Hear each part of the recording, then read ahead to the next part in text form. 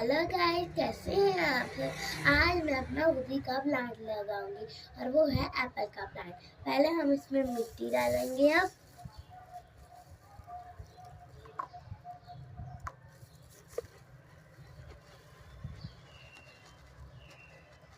ये कुछ पनीरियाँ हमने लगाई हुई हैं जिसमें मटर की पनीरी है, सबसे टमाटर बड़ा की हमारा ये प्लांट होगा टमाटर की है, मिर्चों की है, वो मेथी लगाई हुई थी अब वो पक रही है।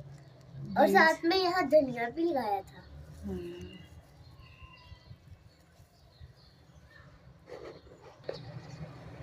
मैंने अपने पॉट में मिट्टी भर चुकी हूँ। अब हम इसमें पानी डालेंगे। मैं इसमें एक एक बीज डालूंगी